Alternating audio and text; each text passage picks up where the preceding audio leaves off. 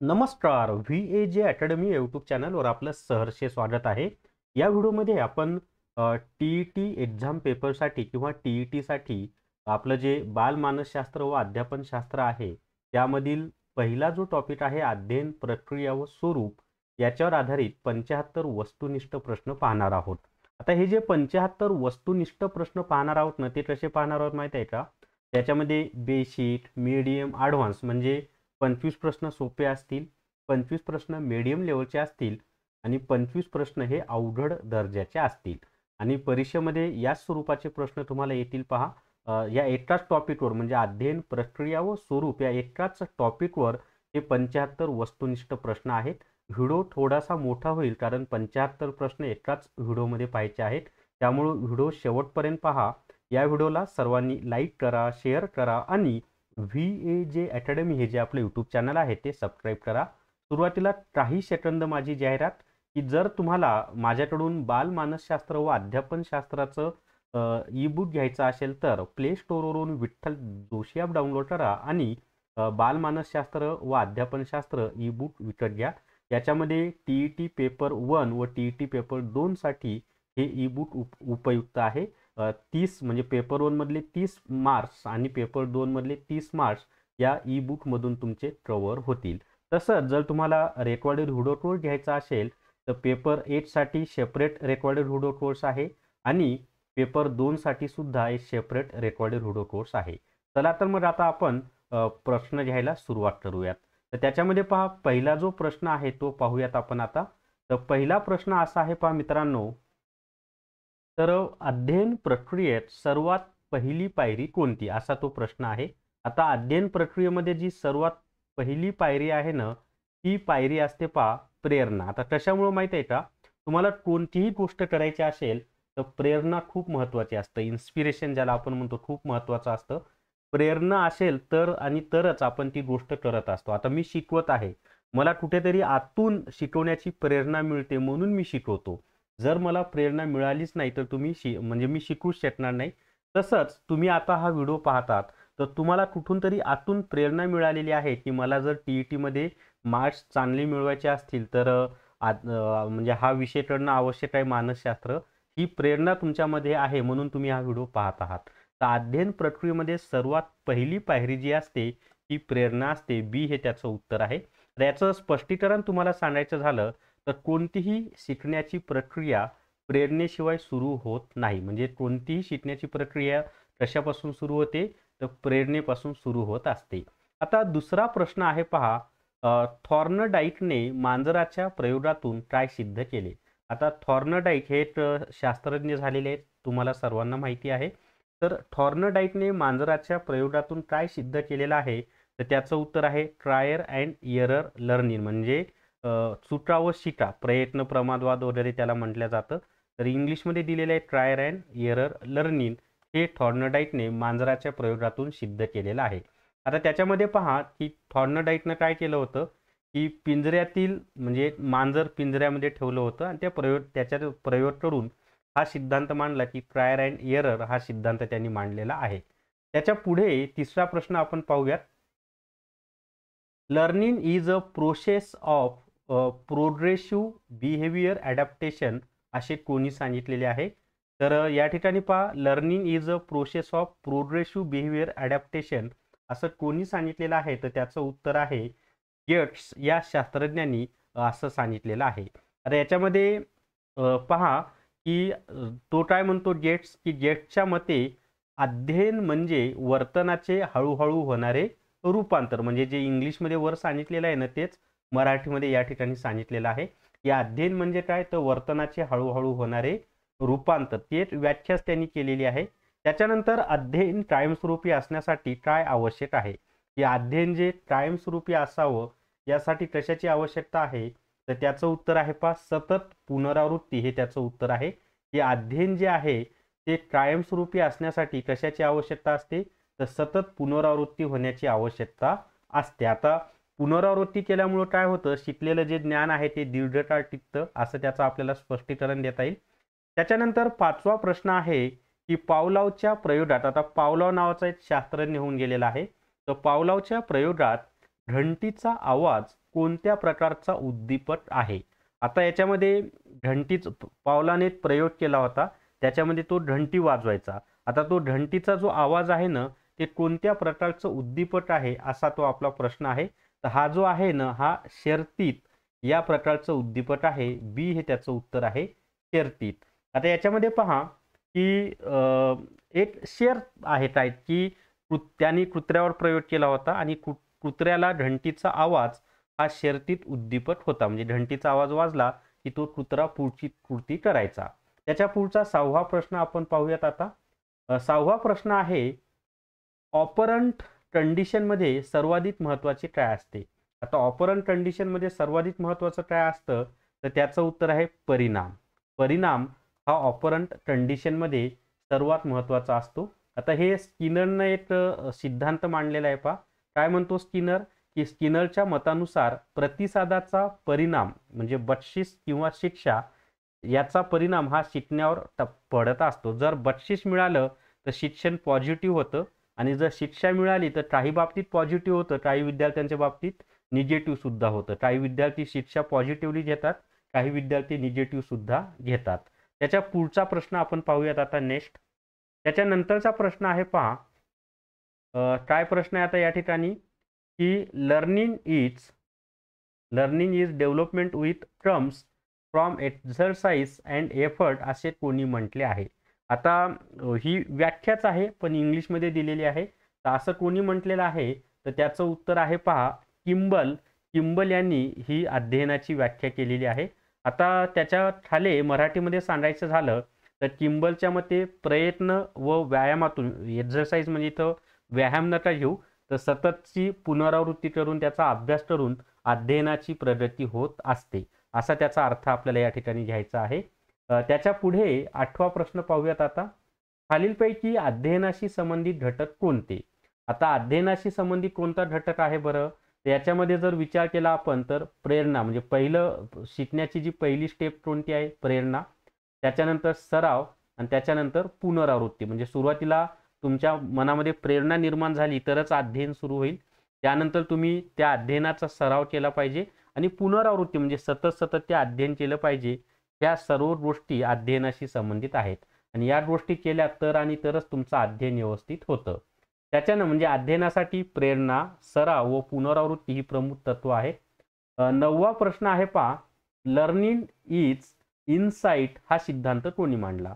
आता learning by insight, me in बोललो, learning by insight हा सिद्धांत कोणी मांडला असा तो प्रश्न आहे. तर लर्निंग बाय इनसाइट हा जो सिद्धांत आहे ना, हा कोहलर यांनी मांडलेला आहे. सी हे त्याचं उत्तर आहे की लर्निंग बाय इनसाइट हा जो सिद्धांत आहे हा कोहलर यांनी मांडलेला आहे. आता कोहलरने कशावर प्रयोग केला? तर चिंपांजीवर. तुम्हाला परीक्षेमध्ये हे सुद्धा प्रश्न विचारले जातात बरं का. कोणत्या शास्त्रज्ञाने कोणत्या प्राण्यावर प्रयोग केला? तर कोहलरने चिंपांजीवर प्रयोग केलेला आहे आणि त्या प्रयोगातून काय सिद्ध झालेलं आहे की इनसाइट लर्निंग त्यांनी सिद्ध केलेली आहे. त्याच्या पुढे आता पाहूयात आपण, अध्ययनामध्ये सर्वात महत्त्वाचा अंतर्गत घटक कोणता आहे? तर अध्ययनामध्ये सर्वात महत्त्वाचा जो अंतर्गत घटक आहे ना, तो कोणता आहे? प्रेरणाच आहे. आपण जो पहिला प्रश्न पाहिला होता तोच प्रश्न फिरून विचारलेला आहे. प्रेरणा असेल तरच अध्ययनाची सुरुवात होते, कारण शिकण्याची इच्छा निर्माण करणारी प्रेरणा हा सर्वात महत्त्वाचा घटक असतो आणि शिकण्याची इच्छा जर मनामध्ये निर्माण नाही झाली तर आपण शिकूच शकणार नाहीत. त्याच्या पुढचा प्रश्न पाहता, लर्निंग इज ग्रोथ असे कोण म्हणाले? तर लर्निंग इज ग्रोथ असं कोण म्हणालेलं आहे? तर त्याचं उत्तर आहे हिलगार्ड. हिलगार्ड काय म्हटलेलं आहे की लर्निंग इज ग्रोथ असं त्यांनी म्हटलेलं आहे. म्हणजे हिलगार्डच्या मते अध्ययन म्हणजे व्यक्तीची प्रगती होय. मराठीमध्ये त्याचा अर्थ, सामाजिक अध्ययन कोणाच्या संकल्पनेतून पुढे आले?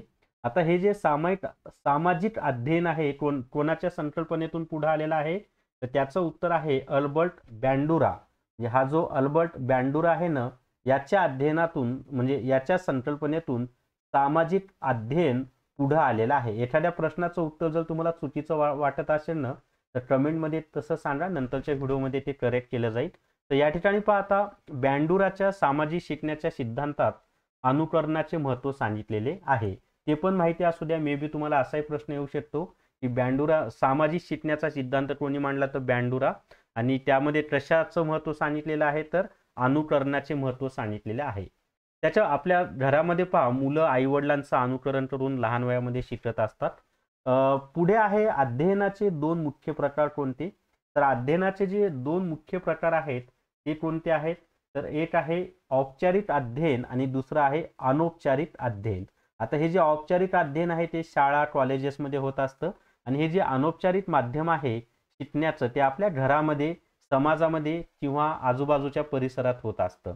इथं खाली मी दिले स्पष्टीकरणामध्ये की अध्ययन जे शाळेत होतं ते औपचारिक असतं आणि घर व समाजामध्ये जे होतं ते अनौपचारिक असतं. त्याच्या पुढे पहा आता 14वा प्रश्न तुम्हाला स्क्रीनवर दिसत आहे.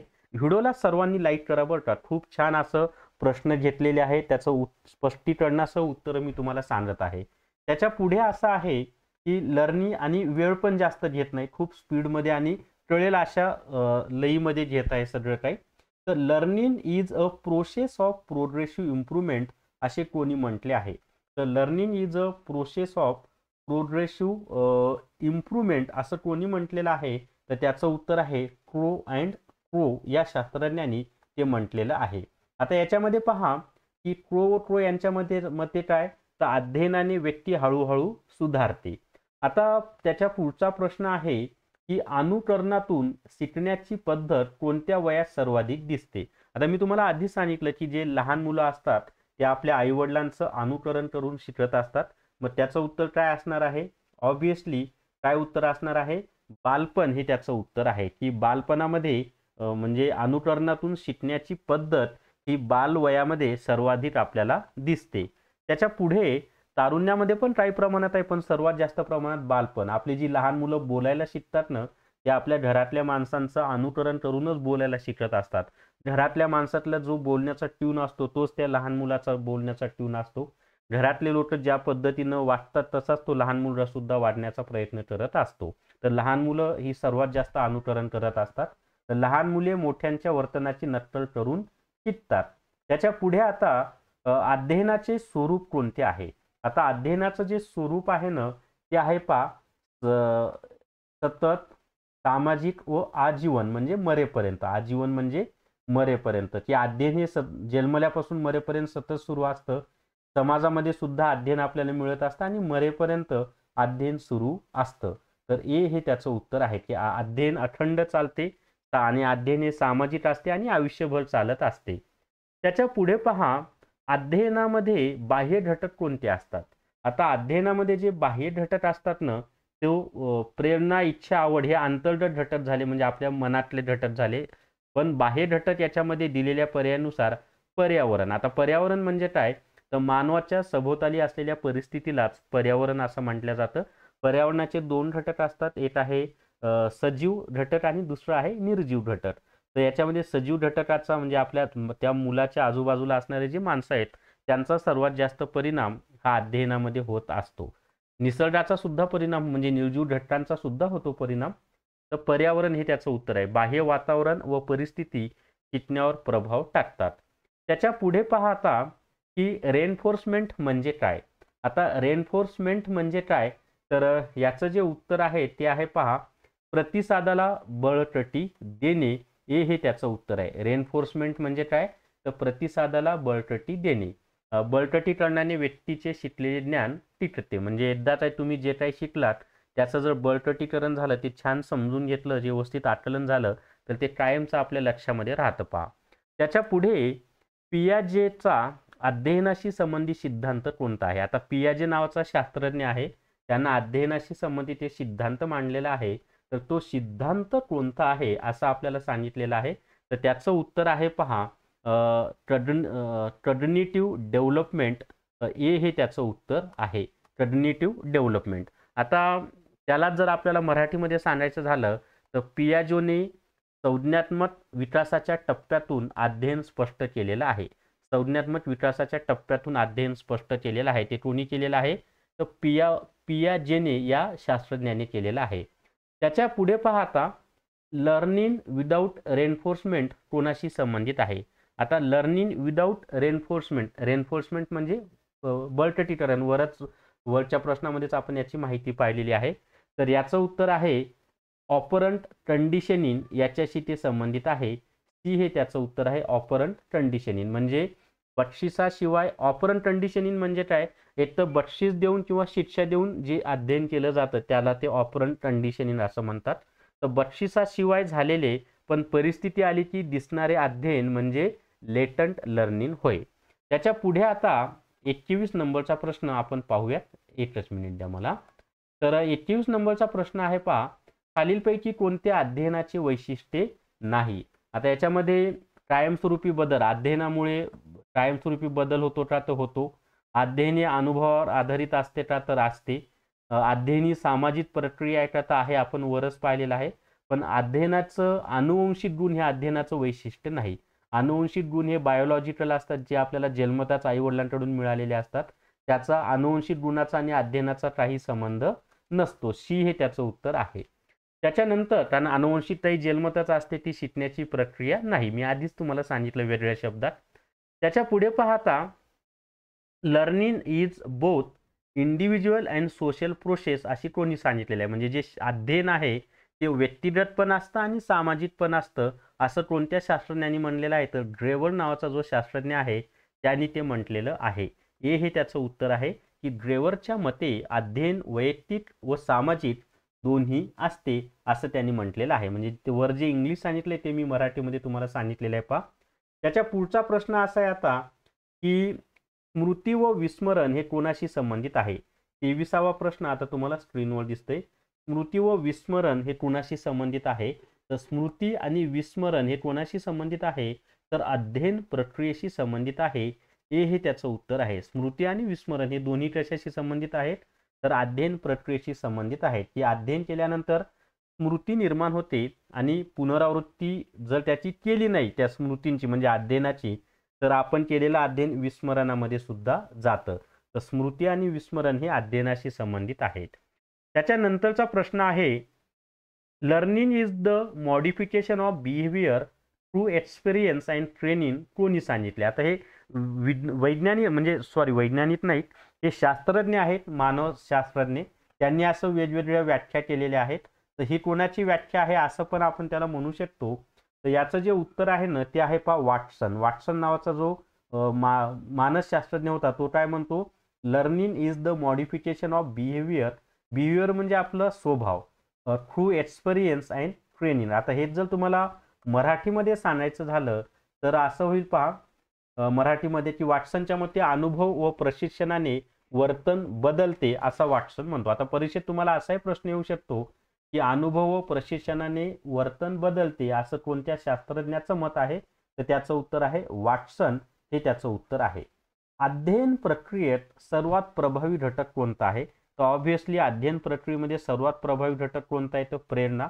कारण आपल्याकडे एक म्हण आहे पहा, गाढवाला पाण्यापर्यंत नेता येतं पण घोड्याला पाण्यापर्यंत नेता येतं पण पाणी प्यायचं की नाही प्यायचं हे त्या घोड्याच्या प्रेरणेवर किंवा त्याच्या इच्छेवर अवलंबून असतं. तसंच अध्ययनामध्ये आहे की तुम्ही एखाद्या विद्यार्थ्याला सगळ्या सोयी सुविधा उपलब्ध करून देऊ शकता, पण त्याची जर शिकण्याचीच प्रेरणा नसेल, इच्छा नसेल, तर अध्ययन होऊ शकणार नाही. म्हणजे प्रेरणेशिवाय अध्ययनाची गती व परिणामकारकता टिकत नाही. अजून आपल्याला 50 प्रश्न पाहायचे आहेत पहा. काही सेकंद माझ्यासाठी. जर तुम्हाला बालमानसशास्त्र व अध्यापनशास्त्राचं ई बुक विकत घ्यायचं असेल तर प्ले स्टोअरवरून विठ्ठल जोशी ॲप डाउनलोड करा आणि बालमानसशास्त्र व अध्यापनशास्त्र ई बुक विकत घ्या. टीईटी पेपर 1 व पेपर 2 साठी हे ई बुक उपयुक्त आहे. तसंच टीईटी पेपर 1चा रेकॉर्डेड व्हिडिओ कोर्स सुद्धा उपलब्ध आहे. हे कोर्स घेतले तर मग बालमानसशास्त्राचं सेपरेट तुम्हाला घ्यायची आवश्यकता नाही, यामध्ये मी दिलेलं आहे. तसंच पेपर 2 साठी सुद्धा रेकॉर्डेड व्हिडिओ कोर्स उपलब्ध आहे. तर हे 3 कोर्स आपल्या विठ्ठल जोशी ॲपमध्ये उपलब्ध आहेत, तुम्ही ते घेऊ शकता. फी अतिशय कमी आहे पहा. म्हणजे मानसशास्त्राचं ही जी फी आहे ही 100 प्लस GST 102 रुपयापर्यंत जातं आणि बाकीच्या 2 कोर्सची फी प्रत्येकी 500 रुपये आहे. सर्वात कमी फी ठेवलेली आहे मी. चला त्याच्या पुढचा प्रश्न आपण पाहूयात आता. त्याच्या पुढचा प्रश्न आहे पाहता, पुढचा प्रश्न असा आहे, अध्ययन म्हणजे काय. आता अध्ययन म्हणजे काय याविषयी जर आपल्याला सांगायचं झालं, एकच सेकंद द्या मला. तर अध्ययन म्हणजे काय, तर सर्वांना माहिती आहे व्याख्या काय, ज्ञान, कौशल्ये व वर्तनात बदल घडवणारी प्रक्रिया म्हणजे अध्ययन होय. म्हणजे आपल्या वर्तनामध्ये बदल होतो जो अध्ययन करतो त्याच्या, त्याच्या कौशल्यामध्ये बदल होतो आणि त्याच्या ज्ञानामध्ये सुद्धा काय होत असते, भर पडत असते. तर सी हे त्याचं उत्तर आहे. अध्ययनाची सर्वात बेस्ट आणि सर्वात प्रसिद्ध अशी व्याख्या आहे. तर अध्ययन म्हणजे अनुभवाच्या आधारे माणसात कायमस्वरूपी बदल घडवणारी प्रक्रिया होय. त्याच्या पुढे पहा, अध्यापनाची मुख्य वैशिष्ट्ये कोणती. आता अध्यापनाची जी मुख्य वैशिष्ट्ये आहेत, मुख्य वैशिष्ट्ये जर सांगायची झाली आपल्याला, तर अध्यापनाची मुख्य वैशिष्ट्ये कोणती आहेत, तर कायमस्वरूपी बदल हेच अध्यापनाचं मुख्य वैशिष्ट्य आहे. बी हे त्याचं उत्तर आहे, कायमस्वरूपी बदल. त्याच्या नंतरचा प्रश्न आहे पहा, अध्ययन कोणत्या माध्यमातून होते. आता अध्ययन हे जे आहे ना, दिलेले जर आपण पर्याय पाहिले तर लगेच तुमच्या लक्षात येईल की अध्ययन हे कोणत्या माध्यमातून होतं, तर अध्ययन हे अनुभवातून होतं. ए हे त्याचं उत्तर आहे, अनुभवातून. अध्ययन हे कोणत्या माध्यमातून होतं, तर अनुभवातून होत असतं. म्हणजे अनुभव व पर्यावरणाच्या संपर्कातून अध्ययन घडत असते. त्याच्या पुढे अध्ययन कशाचा परिणाम असतो, म्हणजे आपलं जे अध्ययन आहे तो कशाचा परिणाम असतो, तर सोपं आहे, अनुभव व सरावाचा परिणाम म्हणजे काय असतो, अध्ययन असतो. अध्ययन कशाचा परिणाम असतो, तर अनुभव व सरावाचा परिणाम असतो. त्याच्या पुढे पहा, म्हणजे सतत सराव व अनुभवातून ज्ञान व कौशल्य प्राप्त होत असतं. पाचवा प्रश्न आहे, अध्ययनाचे स्वरूप कसे असते, असा तो पाहिजे, टाईप मिस्टेक झालेली आहे. तर अध्ययनाचे स्वरूप कसे असते, तर अध्ययनाचं जे स्वरूप आहे ना, ते आजीवन चालणारी प्रक्रिया आहे. मी याच्या आधी पण सांगितलं की अध्ययन ही जन्माला आल्यापासून ते मरेपर्यंत आपलं अध्ययन चालू असतं. तर अध्ययन ही कशी आहे, आजीवन चालणारी प्रक्रिया आहे. ए हे त्याचं उत्तर आहे, की माणूस आयुष्यभर नवीन शिकत असतो, त्यामुळे अध्ययन हे आजीवन असते. सहावा प्रश्न आहे पहा, अध्ययनाची प्रक्रिया कशाच्या माध्यमातून घडते. आता ही जी अध्ययनाची प्रक्रिया आहे ना, ही प्रयत्न व पुनरावृत्ती याच्या माध्यमातून घडत असते. ए हे त्याचं उत्तर आहे, प्रयत्न व पुनरावृत्ती याच्या माध्यमातून अध्ययन घडत असते. की प्रयत्न, चुका व पुनरावृत्ती ही अध्ययनाची मूलभूत तत्व आहेत. अध्ययनाची सुरुवात कुठून होते, तर अध्ययनाची सुरुवात ही कुठून होते, तर प्रेरणेतून होत असते. अध्ययनाची, कारण प्रेरणा ही अध्ययनाची पहिली पायरी मानल्या जाते. मी आता याच्यावर बरेचदा सांगितले तुम्हाला की एखादी गोष्ट शिकण्याची प्रेरणा ही अध्ययनाची पहिली पायरी असते. अध्ययनाचा मुख्य उद्देश काय असतो. आता अध्ययनाचा जो मुख्य उद्देश आहे ना, तो आहे ज्ञान व कौशल्य वाढवणे. हा अध्ययनाचा मुख्य उद्देश आहे. हे त्याचं उत्तर आहे, कारण आपण अध्ययन करतोच कशासाठी असतो, तर ज्ञान आणि कौशल्य वाढवण्यासाठी. की अध्ययनामुळे व्यक्तीची बौद्धिक व वर्तनात्मक प्रगती होत असते. आता खालीलपैकी अध्ययनाशी संबंधित नाही ते सांगा. आता याच्यामध्ये अध्ययनाशी संबंधित कोणता आहे, अनुभव हा महत्त्वाचा असतो. अध्ययनामध्ये पुनरावृत्ती महत्त्वाची असते. अध्ययनामध्ये आनुवंशिकता महत्त्वाची नसते. सराव हा सुद्धा अध्ययनामध्ये महत्त्वाचा असतो. तर आपल्याला काय म्हटलेलं आहे, खालीलपैकी अध्ययनाशी संबंधित नाही ते सांगा. तर काय संबंधित नाही, आनुवंशिकता ही अध्ययनाशी संबंधित नाही. ती हे त्याचं उत्तर आहे, की आनुवंशिक गुण जन्मजात असतात, अध्ययनाने मिळत नाहीत. त्याच्यानंतर 10वा प्रश्न आपण आता पाहूयात. प्रश्न आहे पहा, learning is modification of behaviour असे कोणी म्हटले आहे. आता ही व्याख्याच आहे अध्ययनाची एका शास्त्रज्ञाने केलेली. तर learning is modification of behaviour म्हणजे आपले जे वागणूक असते, वर्तन असते, त्याच्यामध्ये सुधारणा करणे म्हणजेच अध्ययन, अशी व्याख्या कोणी केलेली आहे, तर त्याचं उत्तर आहे पहा, स्किनर यांनी ही व्याख्या केलेली आहे. आता हेच जर तुम्हाला मराठीत सांगायचं झालं की स्किनर काय म्हणतो, अध्ययन म्हणजे वर्तनामध्ये बदल, असं स्किनरनी सांगितलेलं आहे. वर्तनामध्ये बदल म्हणजे अध्ययन, असं कोणी म्हटलेलं आहे, तर स्किनर यांनी म्हटलेलं आहे. औपचारिक अध्ययन कुठे होते. आता औपचारिक अध्ययन कुठे होतं, आपण याच्या आधीच्या याच्यामध्ये पण पाहिलं की औपचारिक अध्ययन हे शाळा आणि महाविद्यालय या ठिकाणी औपचारिक अध्ययन होत असतं. त्याच्यानंतर आणि सुरुवातीला मूलभूत म्हणजे शिक्षण संस्थांमध्ये मिळणारे जे अध्ययन असतं ना, हे औपचारिक असतं.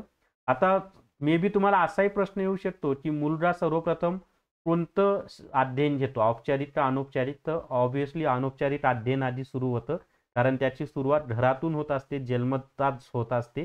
तर अनौपचारिक अध्ययन कुठं होतं, तर अनौपचारिक अध्ययन हे दैनंदिन अनुभवातून होत असतं. हे त्याचं उत्तर आहे. आणि याच्यामध्ये जर पर्याय तुम्हाला घरात असला असता, तर घरात हे सुद्धा त्याचं उत्तर आहे. कारण आपण आपल्या घरामध्ये, आपल्या समाजामध्ये दैनंदिन अनुभवातून जे शिकतो ना त्याला अनौपचारिक अध्ययन असं म्हटलं जातं आणि हे सर्वात महत्त्वाचं शिक्षण असतं बरं का. औपचारिक शिक्षण आहे तुम्हाला सर्टिफिकेट मिळवण्यासाठी, डिग्री मिळवण्यासाठी, पण सर्वात बेस्ट शिक्षण कोणतं असेल तर हे अनौपचारिक अध्ययन महत्त्वाचं असतं. कारण हे तुम्हाला आयुष्यभर तुमच्या सोबत राहतं आणि पदोपदी याचा तुम्हाला समाजामध्ये वावरताना फायदा होतो. जे आपण औपचारिक शिक्षण घेतो शाळेतलं त्याचा फायदाही समाजामध्ये होतो, नाही असं नाही, पण त्यापेक्षा जास्त फायदा या अनौपचारिक अध्ययनाचा होत असतो. ही वस्तुस्थिती मी तुम्हाला सांगत आहे. तुम्ही सुद्धा स्वतः विचार करा की शाळेमध्ये तुम्ही जे शिकलात ते आणि जन्मल्यापासून आत्तापर्यंत आपल्या आजूबाजूच्या अनुभवातून जे शिकलात ते कशाचा सर्वात जास्त तुम्हाला फायदा होतो. तर पहा, घर, समाज, मित्र व अनुभवातून जे शिकतो ना ते अनौपचारिक अध्ययन आहे. ज्ञानेश्वर महाराज कोणत्या शाळेमध्ये गेले होते? त्यांनी अनौपचारिक शिक्षण घेतलं होतं, पण तरी आज आपण त्यांना किती मोठं म्हणजे कोणतं त्यांचं स्थान आहे. पुढे पहा, लर्निंग बाय डुईंग ही संकल्पना कोणी मांडलेली आहे? तर कृतीमधून शिक्षण घेणे ही जी संकल्पना आहे ती कुणाची आहे असा तो प्रश्न आहे. तर त्याचं उत्तर आहे पहा, जॉन ड्यूई यांनी ही संकल्पना मांडलेली आहे की लर्निंग बाय डुईंग ही संकल्पना जॉन ड्यूई यांची आहे की प्रत्यक्ष कृतीतून शिकणे हा ड्यूईचा विचार आहे. त्याच्या पुढचा प्रश्न आहे, ट्रायल अँड एरर पद्धत कोणी सांगितली आहे? तर ट्रायल अँड एरर म्हणजे चुका आणि शिका ही जी पद्धत आहे, प्रमाणवाद असंही म्हटलं जातं. तर ही पद्धत कोणाची माहिती आहे का? तर ही पद्धत आहे थॉर्नडाईक यांची ही पद्धत आहे. हे त्याचं उत्तर आहे थॉर्नडाईक. व्हिडिओला सर्वांनी लाईक करा बरं का. सर्वांनी लाईक करा, शेअर करा आणि जास्तीत जास्त विद्यार्थ्यांपर्यंत हा व्हिडिओ पोहोचवा. तर थॉर्नडाईकने मांजराच्या पिंजऱ्याच्या प्रयोगातून हे सिद्ध केलेलं आहे. तर मांजरावर प्रयोग कोणत्या शास्त्रज्ञाने केला? तर थॉर्नडाईकने. हे सुद्धा माहिती असू द्या. कोणत्या शास्त्रज्ञाने कोणत्या प्राण्यावर प्रयोग केलेला याच्यावर सुद्धा प्रश्न विचारले जातात. क्लासिकल कंडिशनिंग कोणाची देणगी आहे? आता ही जी क्लासिकल कंडिशनिंग आहे ना ही कोणाची देणगी आहे किंवा कोणत्या शास्त्रज्ञांनी ही संकल्पना मांडलेली आहे? तर त्याचं उत्तर आहे पावलॉव. पावलॉव यांची देणगी आहे क्लासिकल कंडिशनिंग. आता याच्यामध्ये पहा, पावलॉवने कोणत्या प्राण्यावर प्रयोग केलेला आहे? तर कुत्र्यावर प्रयोग केलेला आहे. पावलॉव हे नाव आहे शास्त्रज्ञाचं. त्याने कुत्र्यावर प्रयोग करून कंडिशनिंग म्हणजे शर्तसिद्धी केलेली आहे. म्हणजे तो घंटा वगैरे वाजवतो. घंटा वाजवल्यानंतर कुत्रा पुढची क्रिया करत असतो असं त्यांनी सिद्ध केलेलं आहे. ऑपरंट कंडिशनिंग कोणी मांडली आहे? आता ऑपरंट कंडिशनिंग मी तुम्हाला याच्या आधी पण सांगितले की बक्षीस आणि शिक्षा याला काय म्हणलं जातं? ऑपरंट कंडिशनिंग असं म्हटलं जातं. तर हे जे आहे ना हे कोणी मांडलेलं आहे? तर हे मांडलेलं आहे स्किनर यांनी मांडलेलं आहे. हे त्याचं उत्तर आहे स्किनर. आता याच्यामध्ये बक्षीस दिलं की ती सकारात्मक असतो पहा की स्किनर काय म्हणतो या ठिकाणी की स्किनरने सकारात्मक व नकारात्मक बळकटीकरणाद्वारे अध्ययन स्पष्ट केलेलं आहे. म्हणजे बक्षीस हे सकारात्मक आणि शिक्षा हे नकारात्मक. त्याच्या पुढे लर्निंग इज ॲडजस्टमेंट असे कोणी म्हटलेले आहे? आता लर्निंग इज ॲडजस्टमेंट असं कोणी म्हटलेलं आहे? तर त्याचं उत्तर आहे पहा वुडवर्ड. वुडवर्ड नावाचा जो म्हणजे वैज्ञानिक आहे, शास्त्रज्ञ म्हणूयात आपण, मानव शास्त्रज्ञ. तर वुडवर्ड काय म्हणतो की लर्निंग इज ॲडजस्टमेंट असं म्हटलेलं आहे. आता म्हणजे मराठीमध्ये सांगायचं झालं तर वुडवर्डच्या मते अध्ययन म्हणजे पर्यावरणाशी जुळवून घेणे होय. तर हे मराठीतल्या व्याख्या खास करून पाठ करा. या अध्ययन म्हणजे काय? तर पर्यावरणाशी जुळवून घेणे अशी व्याख्या कोणी केलेली आहे? तर वुडवर्ड यांनी केलेली आहे. आणि मी परत सांगतो, एखाद्या प्रश्नाचं उत्तर जर चुकीचं वाटत असेल तर कमेंटमध्ये तसं सांगा. नंतरच्या व्हिडिओमध्ये त्याच्यामध्ये करेक्शन केलं जाईल. अध्ययनाच्या प्रक्रियेत महत्त्वाचे घटक कोणते आहेत? तर अध्ययनाच्या प्रक्रियेमध्ये महत्त्वाचे घटक कोणते आहेत माहिती आहे का? तर त्याच्यामध्ये महत्त्वाचा घटक आहे प्रेरणा, प्रयत्न आणि पुनरावृत्ती. हे अध्ययनाच्या प्रक्रियेमध्ये महत्त्वाचे घटक असतात. हे त्याचं उत्तर आहे की अध्ययनासाठी प्रेरणा लागते आणि सततचा सराव सुद्धा आवश्यक असतो. अध्ययनात काय बदलतं? तर अध्ययनामध्ये काय बदलत असतं? तर मानवाचं वर्तन बदलत असतं. हे त्याचं उत्तर आहे. अध्ययनामुळे कशाचा बदल होतो? तर मानवाच्या वर्तनाचा बदल होतो. म्हणजे खऱ्या अध्ययनामुळे व्यक्तीचे वर्तन सुधारते. अध्ययन पद्धती कोणत्या? आता अध्ययन पद्धती कोणत्या आहेत? तर त्याचं उत्तर आहे पहा निरीक्षण, अनुकरण आणि सराव. लहान मुलं ही अनुकरणामधून शिकत असतात, तसंच ती निरीक्षणामधून सुद्धा शिकत असतात आणि आपण शाळेमध्ये असताना सरावाच्या माध्यमातून बऱ्याच गोष्टी शिकत असतो. तर हे त्याचं उत्तर आहे की मनुष्य हा निरीक्षण, अनुकरण आणि सरावाद्वारे शिकत असतो. आता इमिटेशन म्हणजे काय असा प्रश्न आहे. तर इमिटेशन म्हणजे काय, तर नक्कल करणे हे त्याचं उत्तर आहे. इमिटेशन म्हणजे नक्कल करणे हे त्याचं उत्तर आहे. त्याच्या पुढे याचं स्पष्टीकरण पहा की इतरांच्या वर्तनाची नक्कल करून शिकणे म्हणजेच अनुकरण होय. अध्ययन कोणत्या गोष्टीवर अवलंबून असते, तर अध्ययन हे प्रेरणेवर अवलंबून असतं आणि पर्यावरणावर सुद्धा अवलंबून असतं. म्हणजे पहिली पायरी प्रेरणा आहे आणि प्रेरणा असून फायदा नाही, पर्यावरण सुद्धा अनुकूल असणं आवश्यक आहे. तर प्रेरणा व अनुकूल पर्यावरण अध्ययन प्रक्रियेस चालना देतात. त्याच्यानंतर पुढचा प्रश्न आहे पहा, रेनफोर्समेंट म्हणजे काय. तर रेनफोर्समेंट म्हणजे काय, तर बळकटीकरण. म्हणजे जे काही आपण अध्ययन केलेलं आहे त्या अध्ययनाचं बळकटीकरण करणे म्हणजेच रेनफोर्समेंट करणे होय. की सकारात्मक किंवा नकारात्मक प्रतिसादाने अध्ययन बळकट होते. त्याच्या पुढे 24वा म्हणजे काय म्हणायचं त्याला, 49 नंबरचा प्रश्न आहे हा. अध्ययन प्रक्रिया कोणत्या प्रकारची असते. तर अध्ययन प्रक्रिया कशी असते, सतत चालणारी प्रक्रिया आहे. जन्मल्यापासून मरेपर्यंत अध्ययन हे सतत चालू असतं, हे त्याचं उत्तर आहे. जीवनभर माणूस शिकत असतो. अध्ययनाचे प्रमुख स्वरूप कोणते आहे. आता अध्ययनाचं जे प्रमुख स्वरूप आहे ते कोणतं आहे, तर सामाजिक, संज्ञात्मक आणि वर्तनात्मक बदल हे अध्ययनाचं प्रमुख स्वरूप आहे. हे त्याचं उत्तर आहे. तर आपले हे 50 प्रश्न झालेत पहा. अजून 25 प्रश्न आपल्याला पाहिलेत. हे 25 प्रश्न आपण एकदम सोपे घेतले. तर अध्ययनामुळे विचार, वर्तन व सामाजिक जीवनात बदल होत असतो. आता उर्वरित 25 प्रश्न आपण पाहूयात, पण त्याच्या आधी एक छोटीशी जाहिरात की जर तुम्हाला बालमानसशास्त्र व अध्यापनशास्त्राचं ई बुक घ्यायचं असेल तर प्ले स्टोअरवरून विठ्ठल जोशी ॲप डाउनलोड करा आणि बालमानसशास्त्र व अध्यापनशास्त्र ई बुक विकत घ्या. TET पेपर 1 व TET पेपर 2 साठी उपयुक्त आहे आणि फी अतिशय कमी आहे. 100 रुपये प्लस GST. हे सगळे प्रश्न तुम्हाला ई बुकमध्ये सुद्धा भेटतील. या व्यतिरिक्त अजून भरपूर माहिती या ई बुकमध्ये दिलेली आहे. तसंच बालमानसशास्त्र आणि अध्यापनशास्त्राचे ॲक्च्युअल TETला आलेले जे प्रश्न आहेत ते प्रश्न सुद्धा या ई बुकमध्ये मी दिलेले आहेत. निश्चितच तुम्हाला त्याचा फायदा होईल.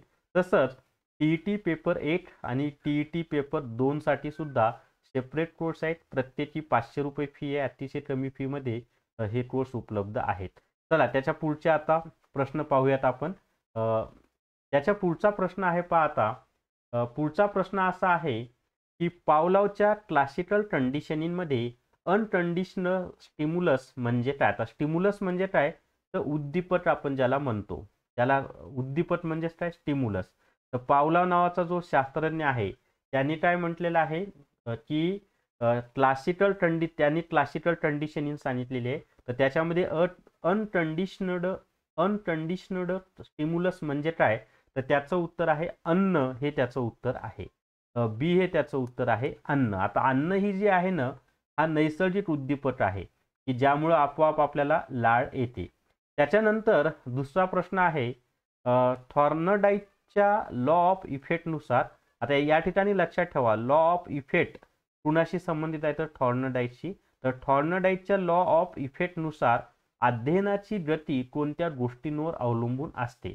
आता जे 25 प्रश्न आपण पाहत आहोत ना, हे काठिण्य दर्जाचे आहेत बरं का. यांची काठिण्य पातळी जास्त म्हणजे हार्ड लेवलचे प्रश्न आहेत, हे कठीण असे प्रश्न.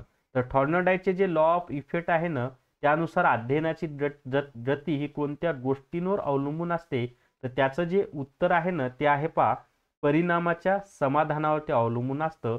हे त्याचं उत्तर आहे. त्याच्यानंतर तिसरा प्रश्न आपण पाहूयात आता की जर प्रतिसाद सुखकारक असेल तर तो पुनरावृत्त होतो आणि नकारात्मक असेल तर तो परिणाम नाहीसा होतो. ठीक आहे. त्याच्या पुढे पहा, स्किनर काय म्हणतो, तर स्किनरच्या या ठिकाणी पहा, स्किनरच्या ऑपरंट कंडिशनिंगमध्ये निगेटिव्ह रेन्फोर्समेंट म्हणजे काय. आता ऑपरंट कंडिशनिंग म्हणजे काय, ते येतं बक्षीस देणे किंवा शिक्षा देणे आणि निगेटिव्ह रेन्फोर्समेंट हे कशामध्ये येतं, तर शिक्षा करण्यामध्येच येतं. तर तेच त्याचं उत्तर येणार. सॉरी, अप्रिय गोष्ट दूर करणे. शिक्षा करणे पण येऊ शकतं, पण या ठिकाणी तर पर्यायानुसार याचं उत्तर अप्रिय 1 मिनिट. अप्रिय गोष्ट दूर करणे हे निगेटिव्ह याच्यामध्ये येतं, कारण शिक्षा करण्यामध्ये मी तुम्हाला याच्या आधी पण सांगितले की काही जण त्याला पॉझिटिव्ह पण घेतात आणि काही जण निगेटिव्ह पण घेतात. तर हे त्यामुळे पर्यायानुसार याचं उत्तर अप्रिय गोष्ट दूर करणे बी हे त्याचं उत्तर येणार आहे. त्याच्या पुढे पहा आता, नकोशी गोष्ट दूर केली तर वर्तन बळकट होते, याला निगेटिव्ह रेन्फोर्समेंट असं म्हटलं जातं. स्पष्टीकरणामध्ये मी दिलेलं आहे त्याचं. त्याच्यानंतर कोहलरच्या इनसाइट लर्निंग सिद्धांतानुसार शिकण्याचा पाया कोणता आहे. आता कोहलर नावाचा जो शास्त्रज्ञ आहे त्याने इनसाइट लर्निंग हा सिद्धांत मांडलेला आहे. तुम्हाला त्याच्यावर मे बी असाही प्रश्न येऊ शकतो की इनसाइट लर्निंग हा सिद्धांत कोणी मांडलेला आहे.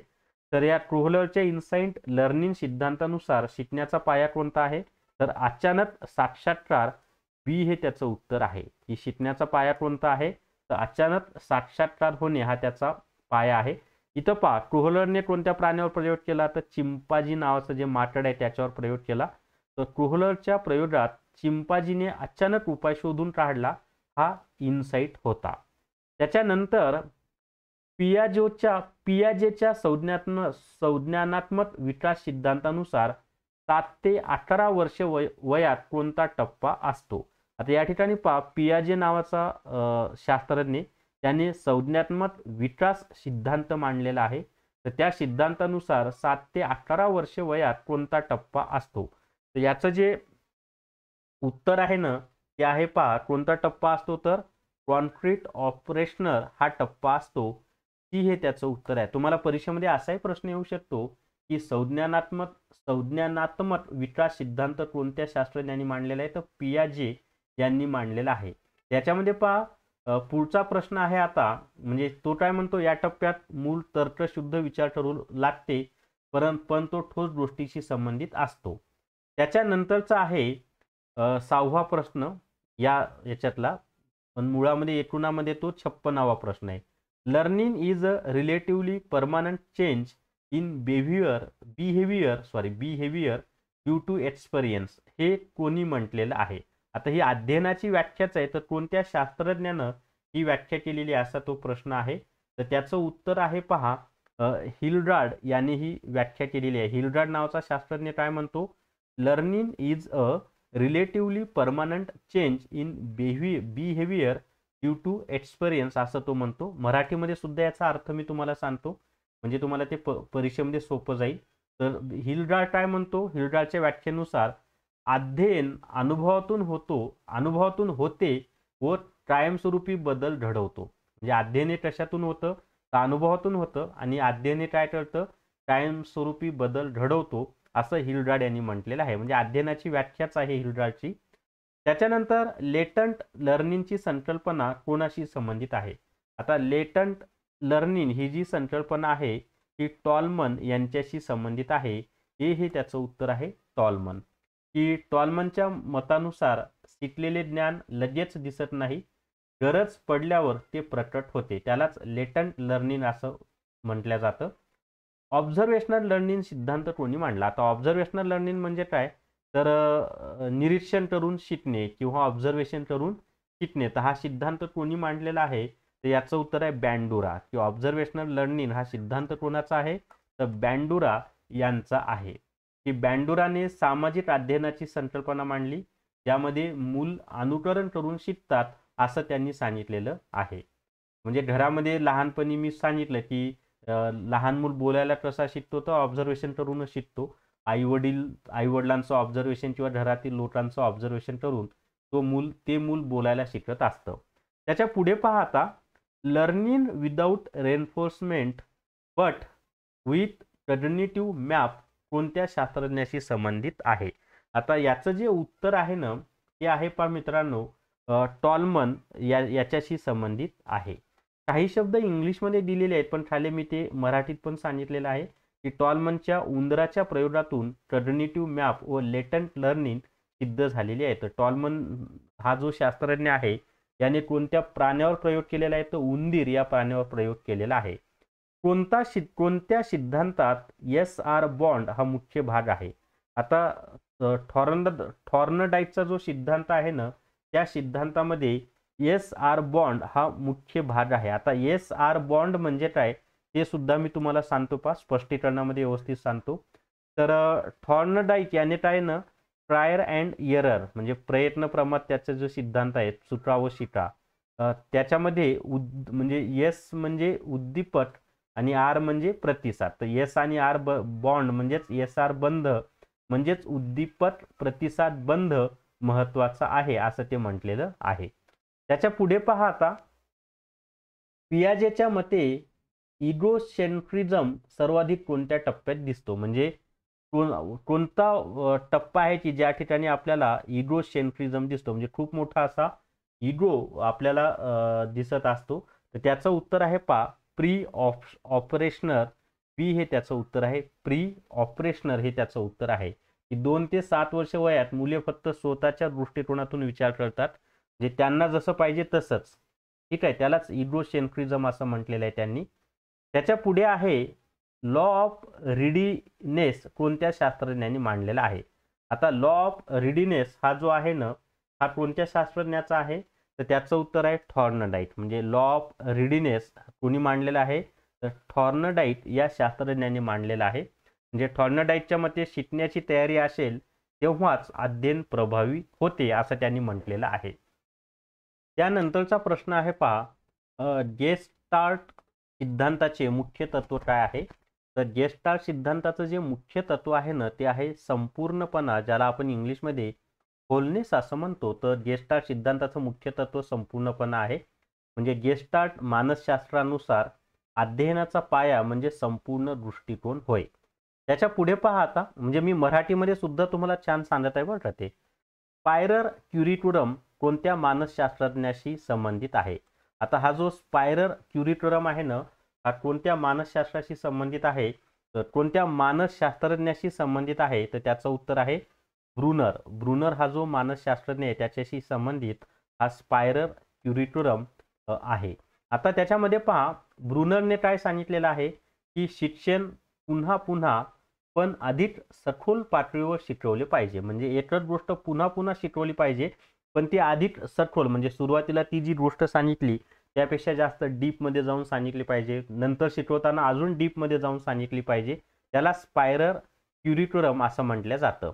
त्याच्या पुढे आता पुढचा प्रश्न आहे पहा की खालीलपैकी कोणता घटक कॉग्निटिव्ह लर्निंग थेअरीशी संबंधित नाही. संबंधित नाही असं दिलेलं आहे बरं का, संबंधित आहे असं नाही. तर संबंधित नाही असं दिलेलं आहे परीक्षेमध्ये, हे खास ठरवून लक्ष देत जा. परीक्षेमध्ये बऱ्याच वेळेला मुलांकडून चुका होतात. संबंधित नाही असं दिलेलं असतं आणि मुलं ते संबंधित आहे असं गृहीत धरतात. त्याच्यामध्ये आकलन संबंधित आहे, संज्ञान संबंधित आहे, समस्या सोडवणे संबंधित आहे, पण अनुकरण हे कॉग्निटिव्ह लर्निंग थेअरीशी संबंधित नाही. सी हे त्याचं उत्तर आहे की अनुकरण हे सामाजिक अध्ययनाशी संबंधित आहे, संज्ञात्मक सिद्धांताशी संबंधित नाही. म्हणजे कॉग्निटिव्ह लर्निंग म्हणजे काय, तर संज्ञात्मक सिद्धांत, परंतु अनुकरण ह्या संज्ञात्मक सिद्धांताशी संबंधित नाही. आणि अनुकरण हा कशाशी संबंधित आहे, तर सामाजिक अध्ययनाशी संबंधित आहे. त्याच्या पुढे पहा learning is not a product but a process असे कोणी म्हटले आहे. म्हणजे ही अध्ययनाची व्याख्याच आहे. तर ही अध्ययनाची व्याख्या कोणाची आहे माहिती आहे का, तर याचं उत्तर आहे एक मिनिट मी याचं जे उत्तर आहे ना ते आहे पा ड्युई. हे त्याचं उत्तर आहे.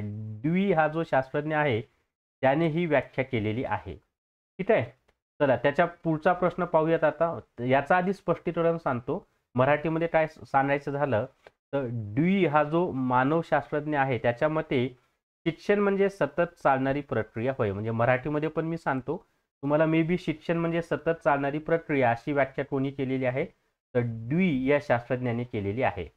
झोन ऑफ प्रॉक्झिमल डेव्हलपमेंट म्हणजे ZPD. आता या ठिकाणी पहा तुम्हाला मे बी ZPDचा लॉंग फॉर्म सुद्धा परीक्षेमध्ये विचारला जाऊ शकतो. तर ZPD म्हणजे काय, तर झोन ऑफ प्रॉक्झिमल डेव्हलपमेंट ही संकल्पना कोणाशी संबंधित आहे. आता ZPD ही संकल्पना जी आहे ती कोणी मांडलेली आहे, तर त्याचं उत्तर आहे व्हायगॉटस्की या शास्त्रज्ञाने ZPD ही संकल्पना मांडलेली आहे. आणि ZPD म्हणजे झोन ऑफ प्रॉक्झिमल डेव्हलपमेंट. की व्हायटॉटस्कीने सांगितले की मार्गदर्शनाने विद्यार्थी अधिक शिकतो असं त्यांनी सांगितलेलं आहे. त्यानंतरचं आहे पहा लॉ ऑफ एक्झरसाइजचे महत्त्व काय आहे. आता लॉ ऑफ एक्झरसाइज याचं महत्त्व काय माहिती आहे का. तर याचं जे महत्त्व आहे ना लॉ ऑफ एक्झरसाइज ते आहे की पुनरावृत्तीने शिकलेले ज्ञान टिकते. तुम्ही एखादी गोष्ट एक्झरसाइज म्हणजे इथं व्यायाम घेऊ नका. एखादी गोष्ट जर तुम्ही परत परत केली सतत सतत केली तर ती गोष्ट तुमच्या चांगली शिकल्या जाते, ती तुमच्या लक्षात राहते. तर हे थॉर्नडाईकच्या मते सतत पुनरावृत्तीमुळे शिकलेली गोष्ट टिकून राहते. त्याच्यानंतरचा प्रश्न आहे कन्स्ट्रक्टिव्हिस्ट अप्रोच नुसार विद्यार्थी कसे शिकतो.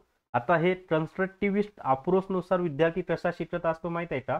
तर स्वतः अनुभव घेऊन व बांधणी करून तो शिकत असतो. म्हणजे स्वतः अनुभव घेतो, त्या अनुभवातून तो आपलं ज्ञान बळकट करतो, बांधणी करतो म्हणजे बळकट करतो आणि त्यामधून तो शिकत असतो.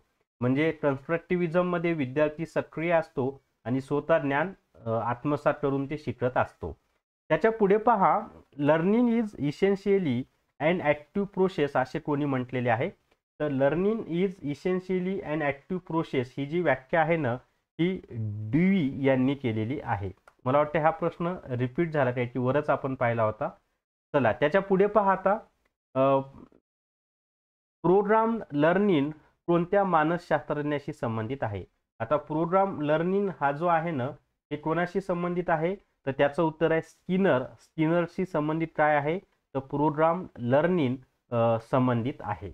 आता स्किनर काय म्हणतो संगणक व यांत्रिक साधनांच्या मदतीने प्रोग्राम लर्निंग पद्धती कोणी दिलेली आहे तर ती स्किनरने दिलेली आहे. खालीलपैकी क्लासिकल कंडिशनिंगची वैशिष्ट्ये कोणती.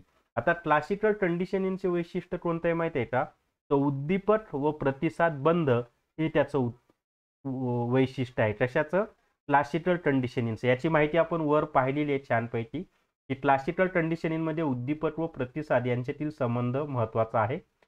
इनसाइट लर्निंग कोणत्या मानसशास्त्रीय शाळेशी संबंधित आहे. म्हणजे जे प्रकार असतात आपले मानसशास्त्राचे त्याला शाळा म्हणले पण ते स्कूल जे आपण म्हणतो त्याचा शब्दशः ट्रान्सलेट झालेला आहे ते. तर इनसाइट लर्निंग हे जे आहे ना हे कशाशी संबंधित आहे तर गेस्टार्ट स्कूल जो आहे म्हणजे गेस्टार्टचा जो प्रकार आपण याचा प्रश्न पण घेतला होता त्याच्याशी संबंधित आहे. हे त्याचं उत्तर आहे. चला त्याच्या पुढचा प्रश्न आहे इन्ट्रिन्सिक मोटिवेशन म्हणजे काय.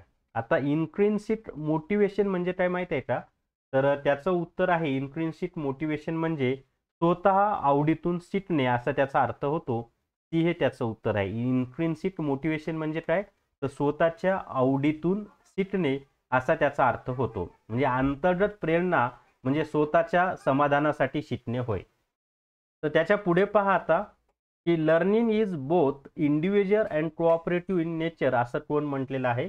तर असं कोणी म्हटलेलं आहे माहिती आहे का तर ड्रेवर नावाचा जो मानवशास्त्रज्ञ आहे मानसशास्त्रज्ञ त्यांनी म्हटलेलं आहे की learning is both individual and cooperative in nature. आता हे जर तुम्हाला मराठीत सांगायचं झालं तर ड्रेवरची अध्ययनाची व्याख्या काय तर ड्रेवरच्या मते अध्ययन वैयक्तिक पातळीवर व सामाजिक सहकार्याने घडत असते. तर आपण 75 प्रश्न पाहिलेत पहा मित्रांनो. जर तुम्हाला बालमानसशास्त्र व अध्यापनशास्त्राचं ईबुक घ्यायचं असेल तर प्ले स्टोअरवरून विठ्ठल जोशी ॲप डाउनलोड करा आणि बालमानसशास्त्र व अध्यापनशास्त्र ईबुक विकत घ्या. फक्त 100 रुपये त्याची फी आहे. त्याच्यानंतर TET recorded video course paper 1 याची फी 500 प्लस GST आणि TET recorded video course paper 2 याची फी 500 प्लस GST आहे. तर हे 3 कोर्स आपल्या विठ्ठल जोशी ॲपमध्ये उपलब्ध आहेत. तर या व्हिडिओमध्ये एवढीच माहिती. या व्हिडिओला सर्वांनी लाईक करा शेअर करा आणि VAJ अकॅडमी हे जे आपलं यूट्यूब चॅनल आहे ते सबस्क्राईब करा. थांबूयात. धन्यवाद.